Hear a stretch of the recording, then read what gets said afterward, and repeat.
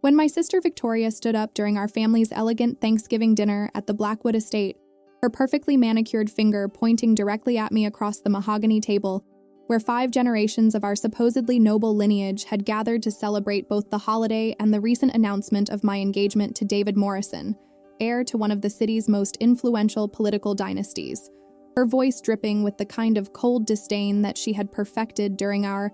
childhood years when she had used her position as the eldest daughter to establish and maintain hierarchies of belonging and exclusion that determined who was worthy of respect and inclusion within our family's inner circle of power and privilege. I initially thought she was simply expressing the same jealousy and resentment that had characterized her reaction to every achievement and milestone in my life since we were children competing for our parents' attention and approval. The words, "You're not one of us," that she delivered with such conviction and malicious satisfaction were intended to humiliate me in front of our relatives and my fiancé's family, who had been invited to share this special occasion and witness the formal announcement of our engagement that would unite 2 of the state's most prominent and politically connected families in a marriage that promised to enhance both our social standing and our ability to influence policy and business decisions that affected millions of people throughout our region.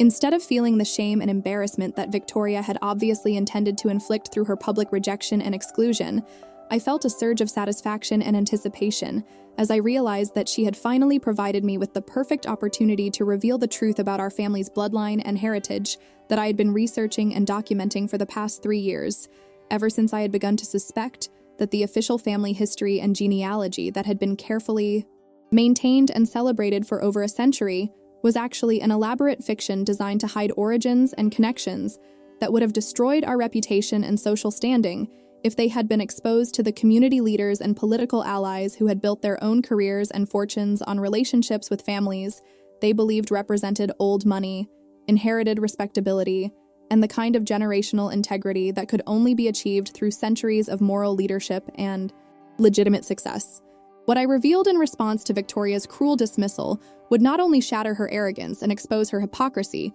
but would also force our entire family to confront the reality that everything they believed about their identity, their heritage, and their right to occupy positions of influence and authority within our community was based on lies, forgeries, and criminal deception that had been maintained through generations of carefully orchestrated cover-ups and strategic elimination of evidence that might have revealed the truth about our actual origins, and the methods that our ancestors had used to establish the wealth and respectability that current family members had inherited and used to justify their sense of superiority and entitlement. The Thanksgiving dinner that had been interrupted by Victoria's attack and my subsequent revelation had been planned as a celebration of family tradition and continuity, bringing together relatives from across the country to honor the heritage and values that had supposedly guided our family through generations of service to community and country that had earned us respect and recognition from political leaders, business associates, and social organizations that valued stability, integrity, and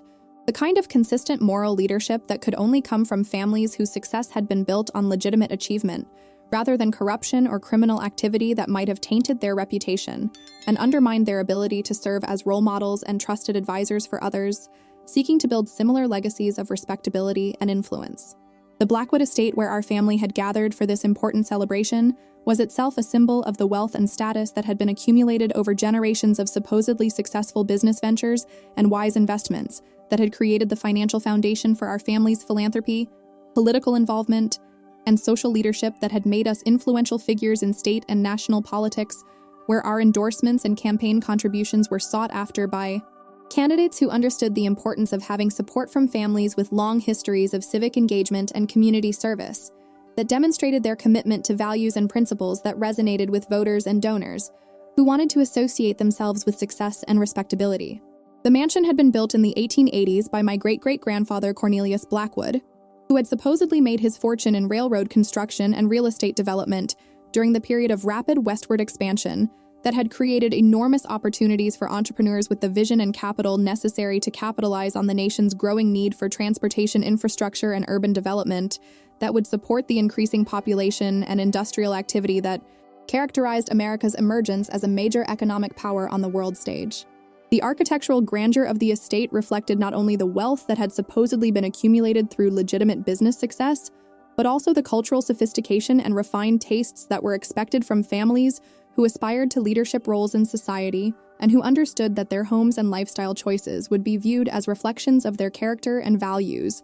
by others who looked to them for guidance and inspiration. The estate's grounds covered over 300 acres of meticulously maintained gardens, orchards, and woodland that had been designed by Frederick Law Olmsted's firm to create a landscape that would demonstrate both the family's appreciation for natural beauty and their ability to command the resources necessary to create and maintain such an elaborate and expensive environment. The main house contained 47 rooms, including a ballroom that could accommodate 200 guests, a library with over 10,000 volumes collected from Europe and America, and a wine cellar that housed one of the finest private collections on the East Coast, representing decades of careful acquisition and substantial financial investment. The servant quarters that had been built to house the large staff necessary to maintain such an elaborate estate included accommodations for 12 live-in domestic workers, along with additional facilities for gardeners, groundskeepers, and security personnel who were responsible for ensuring that the property remained in perfect condition and that the family's privacy and safety were protected from unwanted intrusion or public scrutiny that might interfere with their business activities and social obligations. The elaborate infrastructure that supported the estate's operations included a private power generation facility, sophisticated security systems, and communication equipment that enabled the family to maintain their business and political activities while enjoying the privacy and luxury that their wealth had made possible.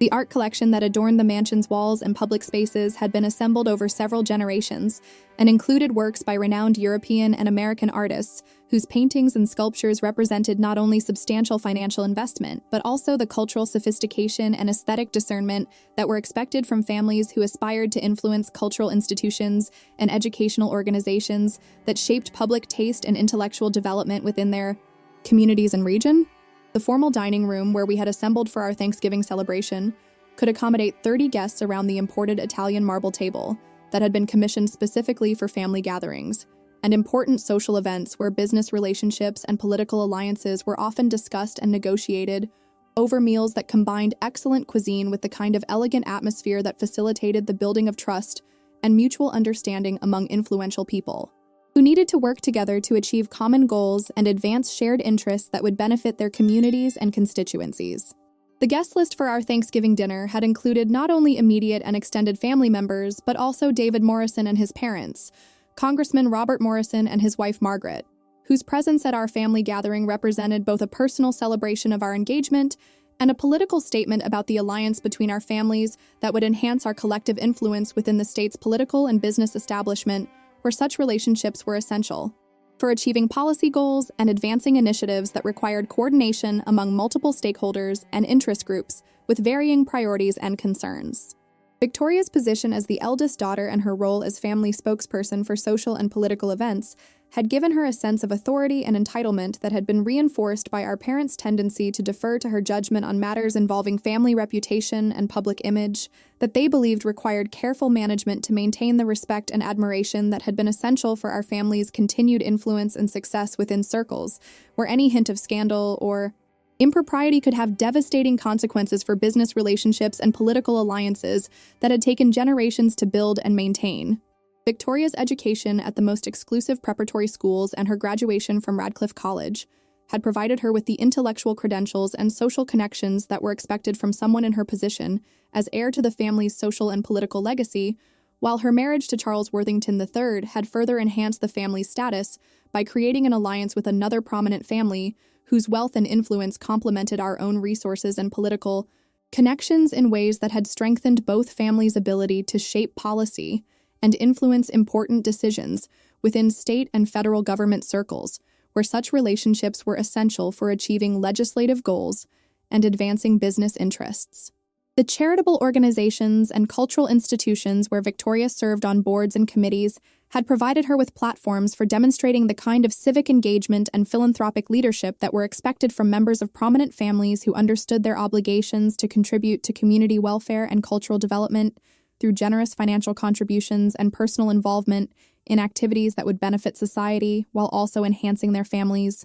reputation for social responsibility and moral leadership that was essential for maintaining public trust and political influence. The social events and political fundraisers that Victoria organized and hosted had become important fixtures in our region's calendar of elite gatherings where business deals were negotiated, Political alliances were formed, and cultural initiatives were launched through conversations and relationships that developed over elegant meals and sophisticated entertainment that created opportunities for influential people to build the trust and mutual understanding that were necessary for effective collaboration on complex projects and initiatives that required coordination among multiple stakeholders with varying interests and priorities. The genealogy research that I had been conducting for the past 3 years had been motivated initially by my interest in family history and my desire to understand the origins and development of the wealth and status that had shaped our family's identity and opportunities throughout our lives, when we had taken for granted the privileges and advantages that came with being members of a respected and influential family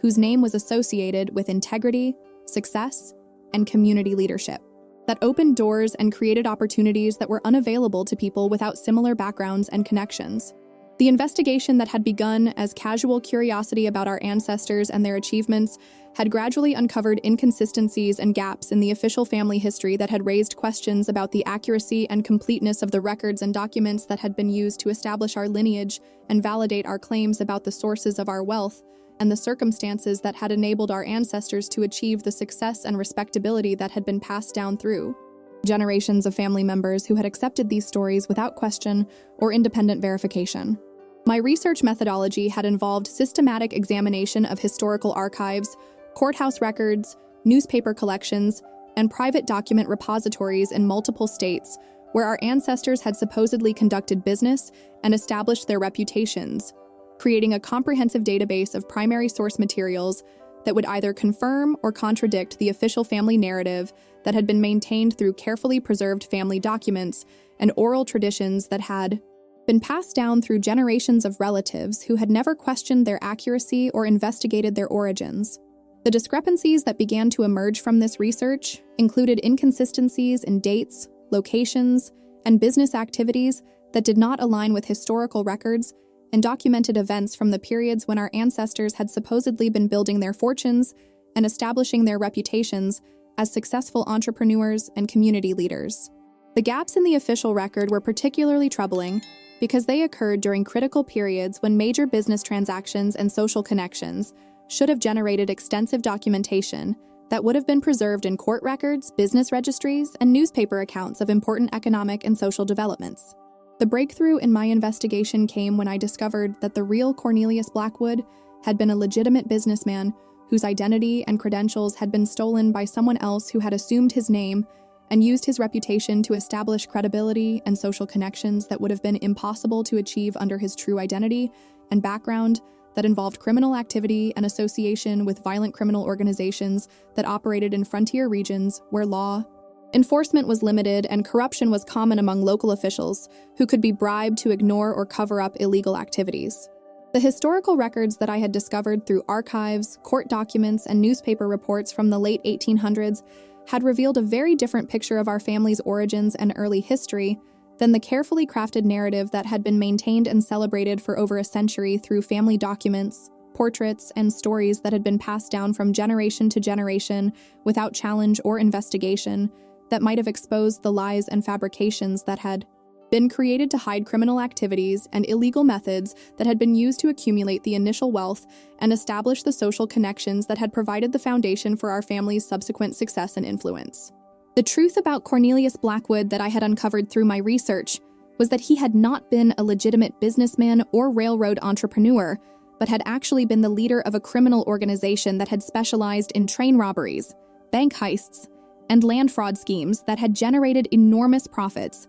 through violence and theft that had terrorized communities and corrupted local government officials who had been bribed to ignore or cover up criminal activities that should have resulted in arrests and prosecutions that would have prevented the establishment of the criminal empire that had eventually been transformed into the legitimate business and social prominence that current family members had inherited. The documentation that I had compiled included court records showing that Cornelius had been wanted by federal marshals for multiple felony charges related to his criminal activities, newspaper reports describing the crimes and their impact on victims in communities that had suffered losses and trauma as a result of his organization's violent methods and systematic theft of property and resources that belonged to law-abiding citizens and legitimate businesses that had been targeted because of their vulnerability and the potential profits that could be generated through criminal exploitation. The criminal organization that our ancestor had led was known as the Black Creek Gang, a notorious group of outlaws who had terrorized the Wyoming and Colorado territories during the 1870s and early 1880s,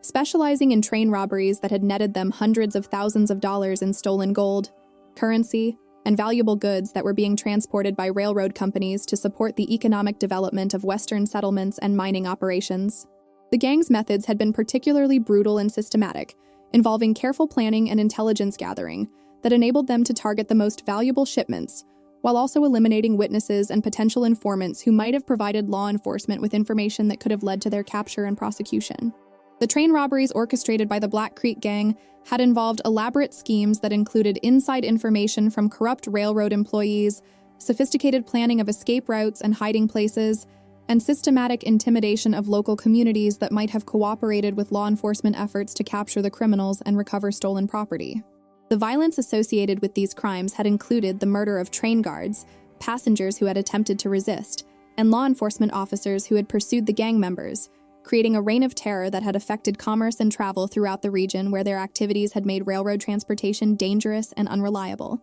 The bank heists that had provided additional sources of criminal income had targeted financial institutions in frontier towns where security was limited, and law enforcement was often corrupt or incompetent, enabling the gang to steal substantial amounts of money and valuable assets while avoiding capture through careful planning and systematic elimination of witnesses who might have been able to identify them or provide information about their activities and hideouts. The psychological impact of these crimes on local communities had been devastating, creating fear and distrust that had affected economic development and social stability in regions where people needed reliable financial institutions and secure transportation to build prosperous and civilized communities. The land fraud schemes that had been the source of much of our family's initial wealth had involved forged deeds, falsified surveys, and the systematic theft of property belonging to Native American tribes and immigrant families who lacked the legal resources and political connections necessary to defend their rights and protect their holdings from criminal organizations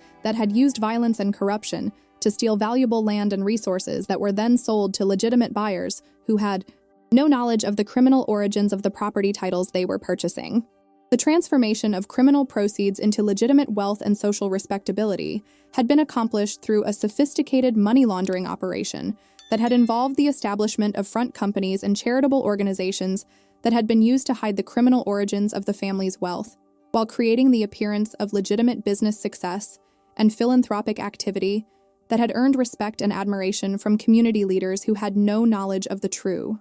sources of the Blackwood fortune and the criminal methods that had been used to accumulate the resources that funded their generous donations and community involvement. The elimination of evidence and witnesses that might have exposed the criminal origins of our family's wealth had been accomplished through systematic intimidation, bribery, and in some cases murder of people who had possessed knowledge or documentation that could have revealed the truth about Cornelius Blackwood's criminal activities and the methods that had been used to establish the legitimate business empire that had eventually been inherited by his descendants who had no knowledge of the key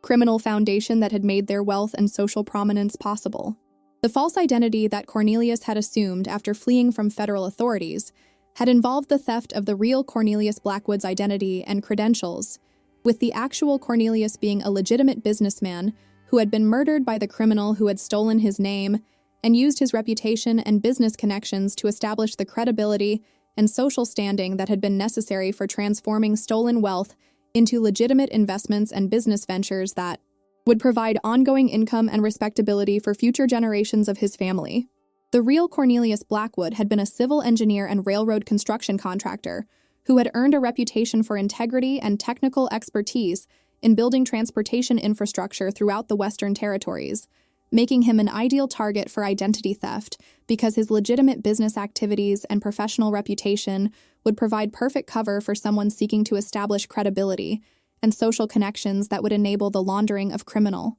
proceeds into legitimate investments and business enterprises. The murder of the real Cornelius had been carefully planned and executed to ensure that there would be no witnesses or evidence that might expose the identity theft and fraud that were essential for the criminal's transformation from wanted outlaw to respected businessman and community leader. The elaborate process of assuming the murdered man's identity had involved not only stealing his personal documents and business credentials, but also systematically eliminating anyone who might have been able to expose the deception, including business associates, family members, and employees who had known the real Cornelius well enough to recognize that the imposter was not the same person they had worked with and trusted. The murders and intimidation that had been necessary to maintain this false identity had continued for several years after the initial crime, creating a trail of violence and corruption that had been carefully hidden through bribes, threats, and additional murders that had ensured the silence of anyone who might have posed a threat to the elaborate fraud that had enabled the criminal to establish legitimate wealth and social standing.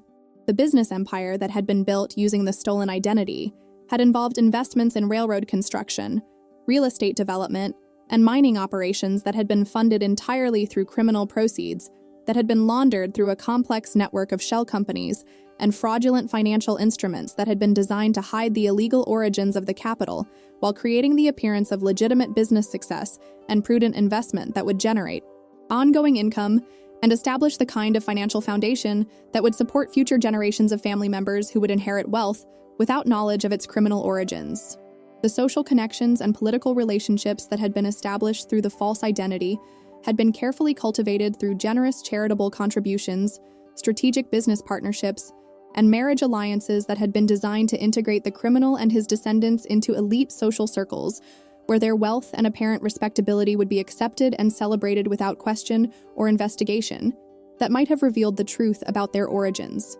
and the methods that had been used to accumulate their resources and establish their reputation for integrity and community leadership. The marriage alliance that had been arranged between the false Cornelius and Margaret Pemberton, daughter of a prominent banking family, had been based on forged genealogy records and fabricated family history that had convinced the Pemberton family that they were forming a connection with a respectable and successful businessman whose wealth and social standing would enhance their own reputation and provide advantages for their daughter and future grandchildren, who would benefit from the combined resources and influence of both families. The children and grandchildren who had inherited the Blackwood name and fortune had been raised with carefully constructed stories about their heritage and family history that had emphasized legitimate business success, community service, and moral leadership while completely hiding the criminal origins of their wealth and the violent methods that had been used to establish the financial foundation that had enabled generations of family members to pursue education,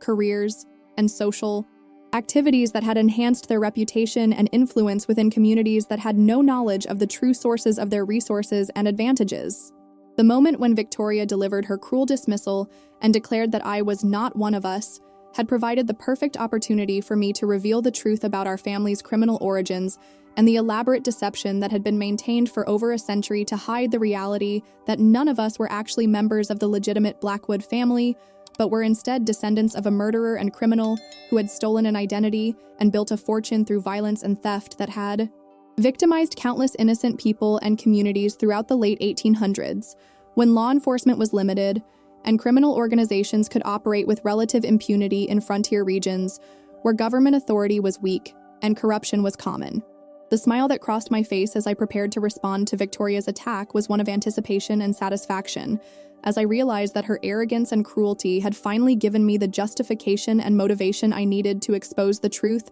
that would destroy her sense of superiority and force our entire family to confront the reality that their pride and sense of entitlement were based on nothing more than successful criminal activity and the systematic murder and theft that had enabled a 19th century gangster to establish the wealth and respectability that his descendants had inherited and used to justify their positions of influence and authority within communities that trusted and respected them, based on completely false assumptions about their character and heritage. The revelation that I delivered to the shocked gathering included detailed documentation of our true origins, the criminal activities that had established our family's wealth, the false identity that our ancestor had assumed after murdering the real Cornelius Blackwood, and the systematic cover-up that had been maintained for over a century, through the destruction of evidence, elimination of witnesses, and creation of false documents that had supported the fictional narrative of legitimate business success and moral leadership that had enabled generations of criminals' descendants to achieve positions of respect and influence within communities, where their true history would have resulted in social ostracism and criminal prosecution for the fraud and deception that had been used to maintain their stolen identity and ill-gotten wealth. The immediate reaction from family members and guests to these revelations was shock, disbelief, and horror, as they struggled to process information that challenged everything they had believed about their identity and heritage, while also realizing that their social standing and political influence had been built on foundations of criminal activity and systematic deception that had victimized countless innocent people and corrupted the historical record in ways that had enabled murderers and thieves to be celebrated as community leaders and role models for future generations. The confrontation that erupted between Victoria and me following my revelations involved accusations, denials, and desperate attempts to discredit the evidence and documentation that I had presented, but the historical records and court documents that I had compiled were irrefutable proof of our family's criminal origins and the elaborate fraud that had been perpetrated to hide the truth about our ancestors' identity and the methods that had been used to establish the wealth and respectability that current family members had inherited and used to justify their sense of superiority and entitlement. The long-term consequences of my decision to reveal the truth about our family's bloodline included the destruction of political alliances and business relationships that had been built on trust and respect for what people had believed was a family with generations of integrity and moral leadership, along with legal investigations into the fraud and deception that had been used to maintain false identity and conceal criminal origins that had affected property ownership, inheritance rights, and other legal matters that had been based on fraudulent documentation and stolen identity. The personal satisfaction that I experienced from exposing Victoria's hypocrisy and destroying her sense of superiority was enhanced by the knowledge that my revelations had served justice for the victims of our ancestors' crimes and had corrected the historical record that had allowed murderers and thieves to be remembered as successful businessmen and community leaders whose legacy had been celebrated and honored by people who had no knowledge of the true methods that had been used to establish their wealth and social prominence. Today, 5 years after I smiled at Victoria's cruel dismissal and revealed the truth about our criminal bloodline that destroyed her arrogance and exposed our family's elaborate century-long deception, I work as a historical researcher specializing in exposing false genealogies and correcting historical records that have been corrupted by families seeking to hide criminal origins and illegitimate methods of accumulating wealth and social status that have been used to deceive communities and gain undeserved respect and influence. The lesson that emerged from this experience is that true nobility and worth come from individual character and moral choices, rather than inherited wealth or family heritage, and that people who use false superiority and exclusive attitudes to diminish others often have the most to hide about their own origins and the sources of their advantages and privileges that may be far less legitimate and respectable than they pretend. The relationship with Victoria was permanently destroyed by the exposure of our family's criminal heritage, but the truth that was revealed provided opportunities for authentic relationships and genuine achievements that were not tainted by false pride and unearned superiority that had been based on lies and deception, that had hidden criminal activity and victimization of innocent people whose suffering had been forgotten and ignored by descendants who had benefited from their ancestors' crimes. Looking back on that moment when Victoria declared that I was not one of us, and I smiled before revealing the truth about our bloodline that shattered her world and exposed our family's criminal origins, I realized that her cruelty actually provided the perfect opportunity to serve justice and correct historical records that had allowed criminals to be celebrated while their victims were forgotten and their suffering ignored by people who had built their identity and self-worth on foundations of lies and stolen respectability. Was I wrong to expose our family's criminal heritage at a Thanksgiving dinner, where my revelations would destroy relationships and cause pain to relatives who had not participated in or known about the historical deceptions that had shaped their identity and advantages? Should family loyalty take precedence over historical truth and justice for victims of crimes that occurred over a century ago, but whose consequences continued to affect people's understanding of legitimate success and moral authority? Would you have made the same choice to reveal criminal origins at a family gathering? Or should such information have been handled through private channels that would have protected innocent family members from the shame and consequences of their ancestors' crimes? Sometimes the most important revelations come in response to cruelty and arrogance that expose the moral bankruptcy of people who use false superiority to diminish others, while hiding their own shameful origins and, illegitimate advantages that were built on violence and theft, rather than honest achievement and genuine character that can only be demonstrated through individual choices and actions, rather than inherited wealth and fabricated family histories.